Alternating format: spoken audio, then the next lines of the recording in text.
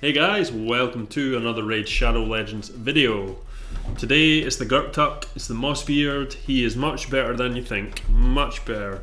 I'm saying that, everyone else doesn't believe me, but I can guarantee you this guy is really good. I know a lot of you guys will have him because of the fusion. He was a little underwhelming because of the fusion, and they buffed him, but they didn't really buff him that much. They only reduced these to a 2.5, but it turns out that's all they really needed to do, because if you build him right, he's a monster now. So let's just go ahead and go through his skills first before we do anything. So his Biotic Staff is A1, attacks on a one enemy 2 times, places a 15% continuous heal buff for 1 turn on all allies under poison debuffs. So that's pretty useful. In certain situations this is very useful. The Druidic Boon is really good. It's a cleanse for 1 ally with a big heal and a shield as well. So this is a really cool ability. The important thing here is it's on a 2-turn cooldown as well, which is pretty nuts. I think when people kind of seen this guy's kit, they thought that was just going to interfere with sort of this ability the now, but the fact that it's on a 2-turn cooldown, just look at this like a constant cleanse slash heal with a shield, and it's really powerful. Now the A3 here, it places 2.5 poison debuffs on all allies for 3 turns. These debuffs cannot be resisted or blocked, so that's good. It also has an 80%, which is 100% when booked, to place a block buffs debuff on all enemies for 2 turns, which is very strong in Arena. This is where this guy becomes pretty good in Arena, although I'm not actually using him with accuracy for my Arena build. But this ability here basically is to complement the passive. So the passive basically means allies under poison debuffs inflict 7.5% more damage for each poison debuff on them, stacking to a maximum of 30. So 4 poisons is the maximum you want on. Any more than that, they're not actually getting the benefit. Now, also increases each ally's resistance by 15 for each poison debuff on them. So this doesn't have a maximum, by the way. This doesn't. This is one thing I'd kind of misread before, because I was using this guy in a resistance heavy team.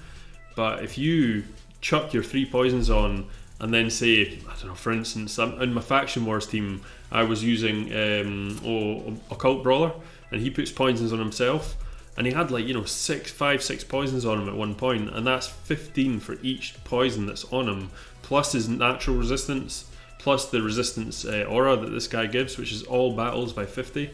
So like nothing was debuffing my Occult Brawler at that point in Faction Wars. So, but this is super good for Arena as well, because other things poison you. You know, you could stick another bunch of poisons on if this ability comes up sooner rather than later. So it's really strong.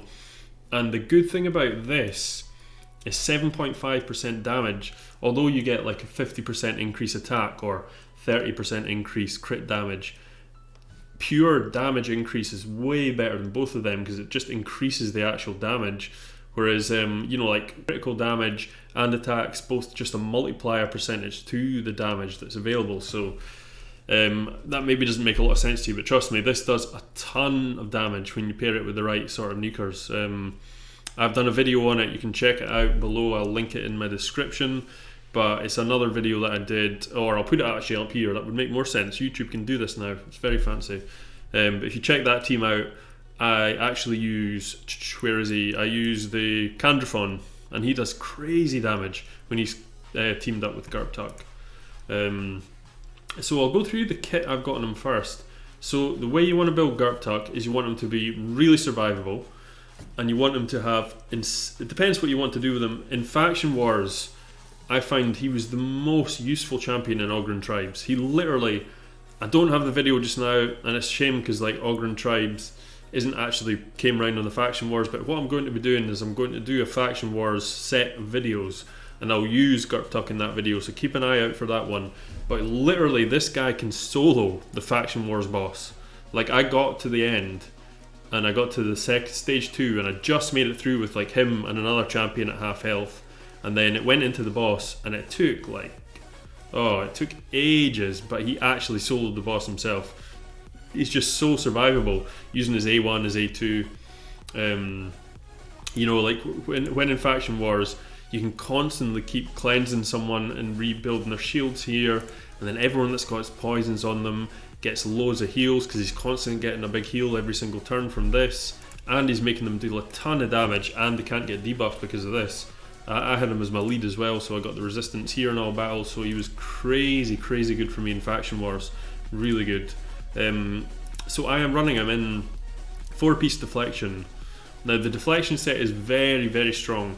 You actually get another set, I can't remember what the name of it is in the Force just now, but it gives 10% HP and 10% defense for a 2-piece set. So effectively, if you have 2 of those, it's going to give the same stats as this. The bonus of this is that you get the 25% chance to deflect a debuff onto the attacker, which is really strong. You know, most of the debuffs, especially in Arena, are going to be things like freezes from Tormund. You're going to get sleeps from Kymar, you know, sleeps from Siphi. Imagine having like a 1 in 4 chance of just deflecting that back onto the attacker. So Siphi sleeps herself, that's game over pretty much. It's really strong, this, much stronger than I thought it was, to be honest. And then a 2-piece speed set, so really the stats I've run him at is 61k HP, 3.6k defense, 2.5 attack, so he does a little bit of damage. But 250 speed, that's fine just now. I'm not worried about crit rate and crit damage. A ton of resistance in the build I'm wanting to do. The only time I change this out is for Faction Wars is, I see I've got a resistance banner here. For Faction Wars, I swapped this to an accuracy banner, which puts me up to about sort of I think it's like 220 accuracy, and then I had like another chest piece or pair of boots or something, I can't remember, but I basically gave him about 250 accuracy, and that helped out with the Faction Wars, because you want that block buffs on Faction Wars just to make it even more useful. But the Arena team I run him in really benefits from resistance, so you know you're getting this natural resistance of like 450 plus the 50, which is 500, plus all the poison stuff. He's usually running about between 550 and 600 resistance, and I've only got my Great Hall up to like 40 or 50, so I could get another 30 or 40, however many I need, from the Great Hall to get that resistance up even higher, and I haven't glyphed this guy properly yet. But yeah, got triple speed roll on my first run on the weapon. These are all legendaries, so these are good pieces of kit, don't get me wrong. It's got resistance, resistance, speed, attack. The good thing about him, I guess, is also that his damage is based on attack here, so there's not many stats that are useless. So even like defense, attack, anything would be useful here. Again, all of these are very useful abilities. All of these here are useful. There's, yeah, none of the stats on him are not useful at all, because he needs accuracy, he needs resistance. Crit rate and crit damage, I guess, are probably your least priority, but they do a little more damage. So, but I would say out of them all, that's the 2 that you really don't care about the most.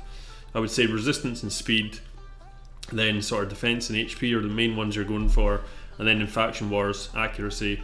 Or don't get me wrong, you could easily go accuracy on Arena as well and go for block buffs, but I just think the resistance kind of heavy route's really quite useful, because he is a bit slower and he's usually just going to get killed if he's not resistant stuff anyway. Speed boots, obviously. I've gone defense and HP on either one of these. It doesn't matter which way around really, guys, but I would say you want a balance, so a bit of HP and a bit of defense for this guy, not like one heavy or the other, is really what you need. That usually gives you the most survivability in well, even in Clan Boss. This guy's really good in Clan Boss as well, by the way. He helps out with the damage a lot. I'm running HP on here, just got some decent HP rolls there, a couple of accuracy and a resistance. So yeah, you can see the kind of the goals. So the Masteries here, Masteries, you're wanting to go down the Defiant route, resistance, and you really want to run this ability here, which is Stubbornness. It gives resistance by 10 for each debuff on this champion, so not only do you get the 15 for each poison from the, from the passive, you also get another 10 for each one, so you're actually looking at 25 resistance for every single poison, up to, well, this stacks up to 30, so this is similar to the damage increase one, but the actual resistance on the normal poisons just keeps going, so you can get some crazy high resistance. You know, if you're getting 25 for 3 poisons, suddenly that's 75 resistance, plus the 50, that's 125 resistance right off the bat as soon as you use his A3, so that's a ton of ability right there. And then obviously you want to just whack on the resistance and go with the Unshakable. He puts buffs and debuffs on, so Master Hexer and Lasting Gifts is useful. Lore of Steel is always really good. To be honest, it would have been nice to have got Evil Eye. I really like running Evil Eye, but I really wanted to play for Lasting Gifts, just because it's handy to get that little buff extension, you know, especially with the continuous heal and whatnot. So yeah, and a little bit of the extra healing power from these two is always handy. So yeah, that is the Gurptuk. Let's have a wee look at his reviews a sec. Look at these.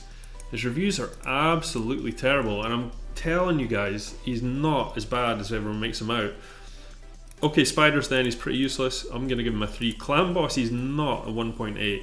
Again, I'm going to do a more detailed video on Clan Boss soon. I'm going to show you my team, but he can be really useful in Clan Boss actually, especially with the damage increase, and he's got constant heals going as well, taking away debuffs. I would say he's like a 3.5, 4 at least. Faction Wars, he's a 5. Guarantee it. Don't sleep on this guy for Faction Wars. Dragons, he's not great. Campaign, he can do it, he's not great. Arena Defense, he's a solid 5. He's in my Arena Defense Platinum team. Void Keep, he can do it. I mean, the keeps are never really that hard, so I always just keep this fairly standard. Minotaurs again. Let's just put these all like this. Ice Golems, he's quite slow, he's not so great, so about a 3. Fire Knights, he's got a 2 hit in A1, but he's again not much use, so about 3 for that. Let's just quickly show you.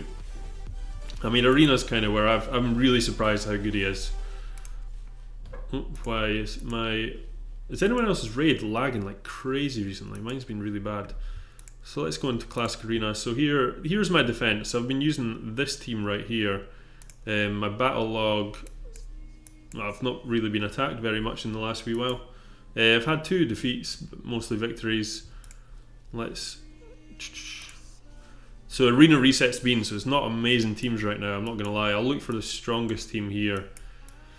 Probably looks something like this, really is about the strongest team. So let's quickly chuck in. I've got Gurptuk, I've got I can't actually remember who's in the team. It's Duchess, and then Candraphon as my finisher, wherever the Candraphon is. There we go. And I'm just going to hit auto here, guys. Now don't get me wrong, there's other great champions in this team, but I would honestly and truthfully say that Gurptuk is the guy that holds this team together against some of the really high-end teams because of the resistance. So if I just quickly pause here, so what happened there is they went to put debuffs on, and all my 3 guys except my Candraphon resisted it because they've got quite high resistance. Now the good thing about running this team is that Gurptuk can now cleanse my Candraphon from this freeze, and he can still come up and do his turn. But obviously, because it was an auto, he's used his A3 already, and he's got the extra poison damage and all this kind of stuff. So what will happen now, the Candraphon will come back round after his freeze with a crazy damage increase. And also, because I'm running Duchess, she will now use this, which blocks debuffs anyway. So now when Candraphon comes round, he's going to have the increased attack, all the increased damage. So either way you could play it. So you know, if you felt bad about the other team, you could pretty much unfreeze him right there and have him nuke everyone. But if you feel confident about surviving a bit more, you put the block debuffs on, put the attack up, go round and kill them. So let's auto again. Kriska's doing his thing. It's pretty much game over now, to be honest. There, Druidic Boom. He's cleared the Candraphon. And look how much damage, well, look how much damage Chris did there with that damage increase. Okay, that was really, really laggy. Okay, 142,000 on an AoE to the Arbor. Man, it's super laggy just now. Again, yeah, I've not climbed that high just now because it's just been arena reset. But let's. Oh, here's not too bad a team. It's not great. Let's just run auto again.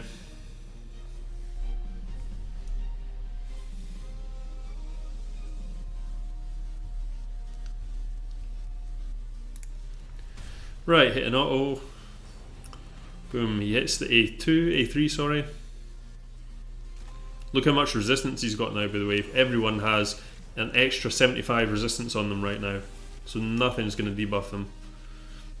and boom, there was a couple of weak hits there because obviously he's weak to Large Hussar, and then there's a 50% damage reduction on Rotos, but you see how much damage you can do. But this team's great, you can just hit auto, it won't kill them super quick, it's not a speed team, but this team more often than not will kill the other team on auto, even in high platinum. So yeah, he is nowhere near as bad as people make him out to be. Anyway guys, I hope you enjoyed that. Please like and subscribe to the channel, hit that bell button for notifications. Keep your eye out for this Gurptuk Clan Boss and mainly Faction Wars video. I was shocked at how good this guy is in Faction Wars, and he can literally solo the end game boss. That's Faction Wars 21 boss. He can solo it, he's so good. So, and yeah guys, hope you have a great day. Peace.